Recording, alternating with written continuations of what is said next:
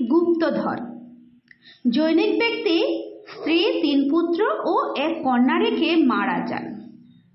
ছেলেরা সবাই বিবাহিত।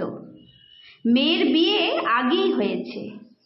তারা সবাই সন্ততির মা বাবা হয়েছে। পিতার মৃত্যুর পর গ্রামের কিছু গণ্যমান্য ব্যক্তির উপস্থিতিতে ছেলেরা পৃথক হয়ে যায়। ছোট ছেলের মায়ের প্রতি একটু বেশি ভালোবাসা বুঝে মা ছোট ছেলের সাথে থাকার ইচ্ছা ব্যক্ত করেন। মায়ের সোনার চুড়ি পরার খুব শখ ছিল। স্বামী তার সেসব পূরণ করতে পারেননি।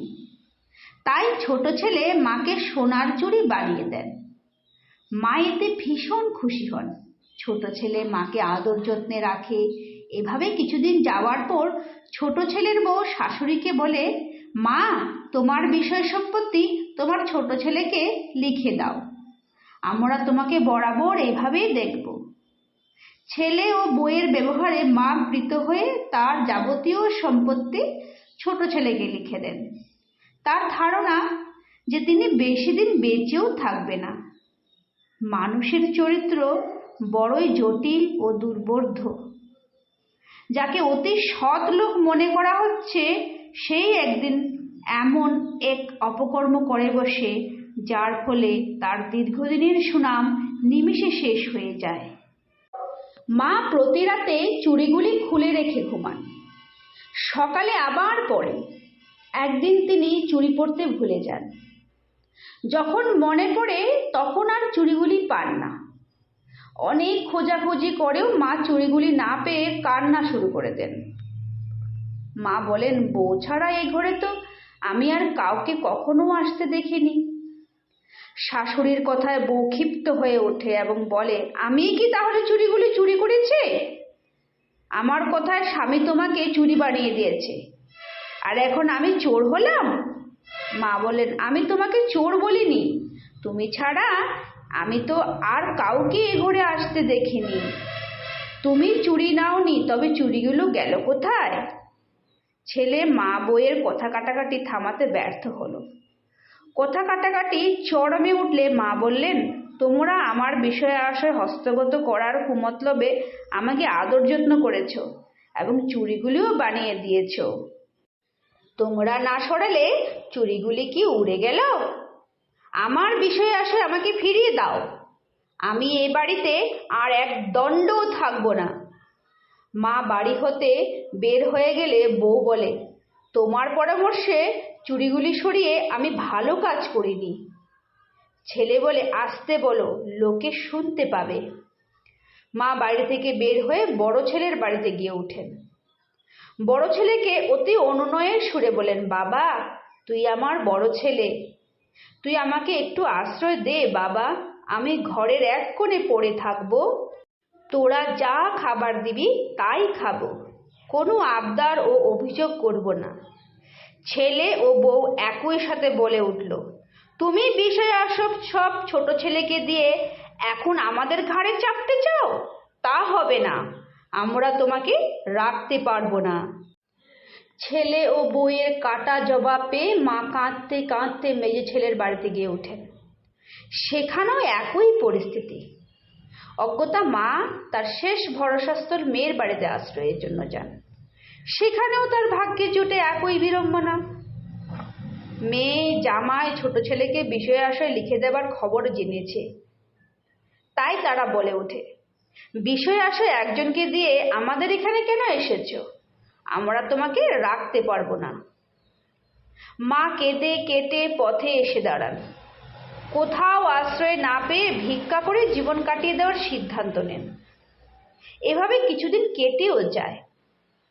একদিন এ বাড়ি ও বাড়ি ঘুরে ক্লান্ত হয়ে তিনি একটি গাছের নিচে ঘুমিয়ে পড়েন। এমন সময় এক পরিচিত কণ্ঠের চাচি ডাকে তার ঘুম ভেঙে যায়। ঘুম থেকে জেগে তিনি সামনে আব্দুল্লাহকে দেখতে পেয়ে কান্নায় ভেঙে পড়েন। স্বামীর বর্তমানে আব্দুল্লাহ তার বাড়ির দীর্ঘদিনের কাজের ছেলে। সন্তানের স্নেহে মা তাকে নিজ সন্তানদের সাথে মানুষ করেছে। আব্দুল্লাহ বড় হয়ে জীবনে প্রতিষ্ঠিত হয়েছে। কাজ উপলক্ষে সে বাইরে ছিল।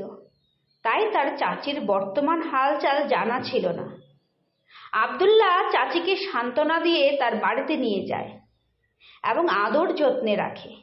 এভাবেই কিছুদিন কেটে গেলে একদিন আব্দুল্লাহ শক্ত করে বাঁধা একটি পুঁটলি এনে চাচিকে দিয়ে বলে, এই পুঁটলির মধ্যে কিছু গুপ্তধন রয়েছে, আপনি পুঁটলিটা কখনো খুলবেন না।